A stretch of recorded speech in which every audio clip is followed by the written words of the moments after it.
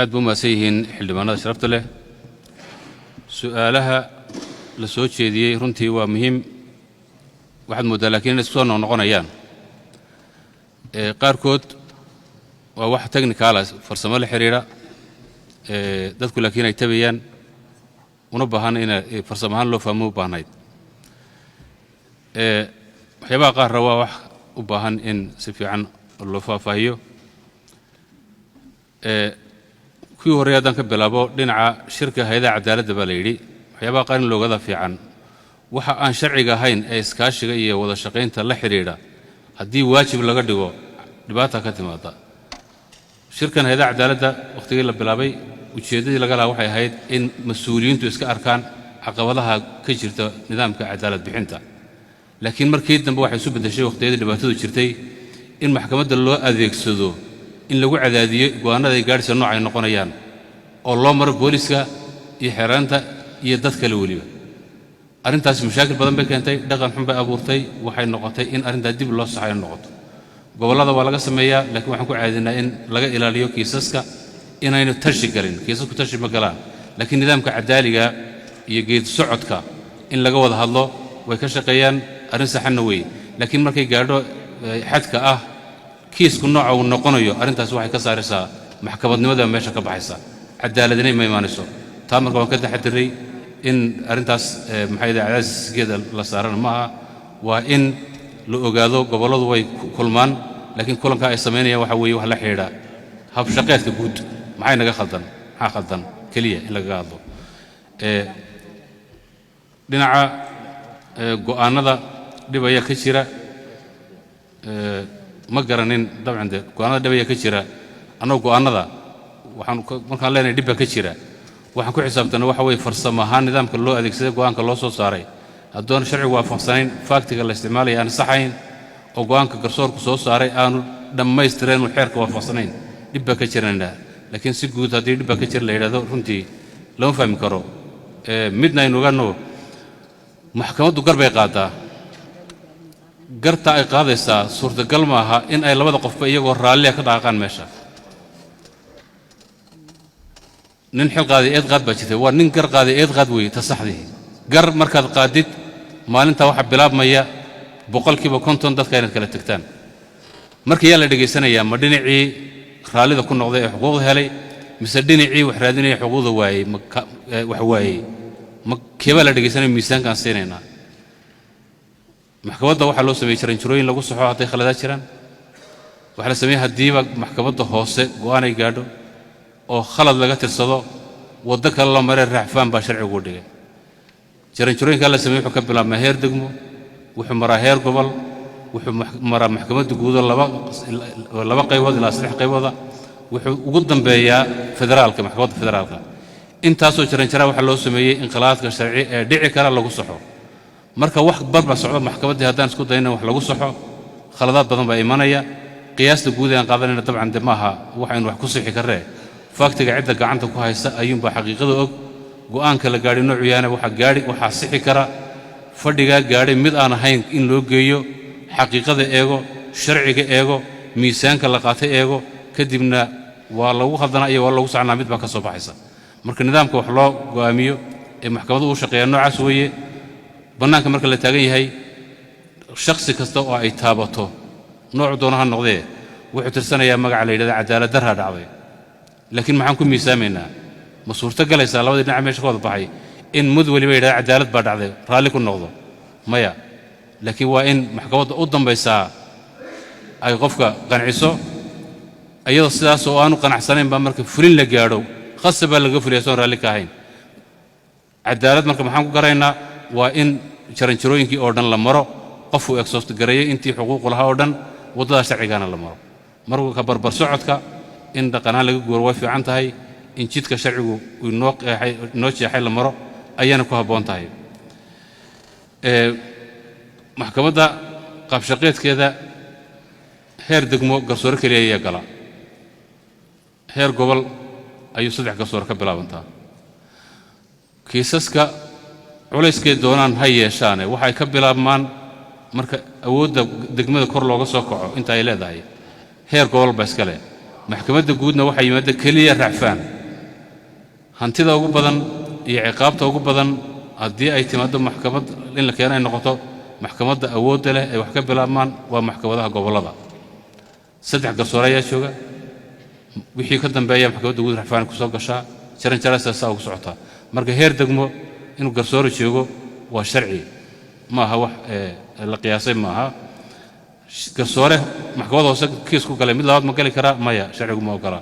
haddii hoos ku soo galay mar labaad ma gali karo garsoore cusub waa inuu galo 2 jeer garsoore ma wada gali karo 2 darajo oo kala sarreeya go'aanada racfaanka lagu bedelay maxkamaddu go'aanada gaadhan soo racfaan ama way bedeli ama ansixin labada waji mid weey ama waxbay ka sixi marka ma aha garsoorka in la yiraahdo maxay sidan u yeelay maya waa in technically sharci qaani ay meesha tagto hadday dood hayso doodda la tagto haddii cabasho specific ay jirto oo wax istoo marin la sameeyay cid kasto ay khusayso waa furan tahay jawaaban ka bixinaa baarisman sameynaa waana saxnaa marka taas waan ogolahay in la soo dhaweeyo wixii istoo marin laakiin go'aanada maxkamaddu gaadhayaan maxay go'aanka u gaadhay waxaan maleynayaa inay ku habboonayn ee si kale loo dhigay tahay qanaca macaamiisha de halbeeg aan niraahdo boqolkiiba intaas ay dadku gaadheen way iska yar tahay si kale haddaan u dhigo macaamiisha imanaysa maxkamaddu marka dhinaca dacwadaha laga eego adeegyada kale la eegin laba dhinac oo saysta yimaadaan labada dhinac saysta waxay ka baxaan ayadoo midna guuleystay midna guul daraystay daraasadaan sameeyna labada keen ku saleynaynaa ma kan guul daraystay baynu ku saleyn qaniciisa mise ka guuleystay baan ku saleynaa qaniciisa halbeeg sax oo la qaato oo in oran karo halkaas ay bulshadu wada gaadhay markay go'aan maxkamad noqoto suurtagal maaha gar laba nin kama wada qosliso marka laakiin waxaan dareemaynaa cabashooyinka imanaya iyo qaab socodka markaan eegno iyo baaristaan kees ku sameynaa in isbeddel ballaarin ka jiro oo ka duwan siyaabo hore oo waliba inta badan dhaqan soo guuray waqtiyada dhexdaasa bilaabmay uu meesha keenay in hadda aad uga bixeen la xisaabtan badan iyo daba socodna uu jiro dhinaca dib u curashada garsoorka waxaa loo bedelay in ay nin waliba bal uu tago goob aan goobtiisii ahayn si dadku ay ugu qancaan oo aan cid loo tirinin shakhsi xun mar walba uu jiraya meeshu doonaba ha joogee laakiin waxay ahayd bal in la ogaado si aan tabasho cid loo aaneeyo aanu imanin in la geeyo meel ka duwan halkii uu dhashay kiisaska socda active caseska ma rabo inaan hadda idhaahdo saasay yihiin iyo waxaase laga yeelmaya kiis maxkamad ka socda waa in gabagabadiisa la sugo intaa gudaha lagu jiro haddii ay dhibaato jirto qarsoon oo la og yahay ama dhibaato la samaynaya haddii ay jirtana waan soo dhowaynaynaa xildhibaanada iyo cid kastoo khusayso way noo keeni kartaa baaris baan samaynaynaa khaladka jira ee xadgudubka ah ee cadaaladda leexinaya tallaabo inaan ka qaadno ayaan diyaar u lanahay farqiga u dhexeeya kiisaskan aad sheegteen iyo kuwii xukuumaddu soo jeeday kuwan waxa weeye guud ahaan marka la isku daro waa madaniga iyo ciqaabtii mida kale ma sinmayaan ciqaabta gudaheeda haddii la tago sinmi maayaan sababtaa kiisaska ciqaabta maxkamaddu ay go'aamiso kuma koobna keliya kuwa la soo gudbiyey cadaaladdu soo gudbisay kuwo kalaa jira oo iyada gudaheeda ka dhaca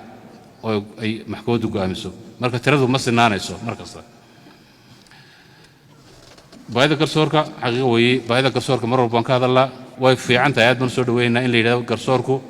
cabasho ayay qabaan dhinacii nolosha la xidhiidha waa waxyaabaha aan soo gudbinay xukuumaddan aan ka wada hadalnay reformkan inay qayb ka noqdaanna aan rajaynayno baarlamaankuna uu liidhka uga yahay waan rajaynaynaa arrimahaas inay xalismi doonaan iyadoo duruufaha lagu xisaabtamayo gudahaan markaas ku duuduubo runtii wixii tala bixina aad baan soo dhaweynaynaa golahanuna waxa weeye golihii dhisi lahaa hay'addan garsoorka si adeeg hufan loo helo si garsoor lagu hiran karo oo tayadiisii leh oo gaadho halkii loogu talagalay kaalinta ugu muhiimsan hay'addana qaybka sida mashaariicda kale iyo hay'adaha kaleba loogu xisaabtamayo si la mida in loogu xisaabtamo waa meeshii xuquuqda dadka lagu sugayey waa miisaankii waa meesha nafta bini aadamka lagu go'aamiyo inuu qofku noolaado iyo inuu waayo noloshiisa مسؤوليات كعلوسين شيرين ما نمالينيا أو قف من هذا ميجارو مركا إن دنا تسهيلات كي وحقبض كي كوبعنتا عليس كلا صاروا حاجات لوجا يجو عبشة ويشري أنت شغل شرت عبشة ويشري سا قرصور ملك إلى جر ماشي طلع عبشة لوجو بدن بيشري لكن إن لم يسامو وحيو بهان صحيح حقيقة هي لوجي هنا أنصور دوينو إذن وحوي برشيد مثلسان وانشع الله إن مقالو كل دولارين كشراء ديجيتال كا وأرن مهمة لكن واحد الشيء يا ماشى أقوى بلارن وحلاقيه الكليه هذا وديجانا ذكر أورميا أوكلا يفدرالكا فدرالكا يا هذا واحد بلامن سوفت وير لعقته كوب حذي سوفت وير كليه يا 1.8 بليون مسؤولته بس أود دينا نقول يلانو أرنتاس وانكهول قلي محكمة فدرالكا وحن كويش إني ينسى إن السوفت وير كا أو بلاش نوعاويا أنا قال له قد يانو بدلنو لكن ما حينا قلنا بهاي هاي هادوير كنا هلا كورتين لو جورو الله شان قادنا ودقيت سكله أرنت السنة دمانته وينوضة الله ورجينا حكومتنا إذا أود لقى دوليو إن واحد بدن لقى قبض دونه ليد كان وحلا إسبدل كا قلا حلبان هذا أديات بدل ما سنتين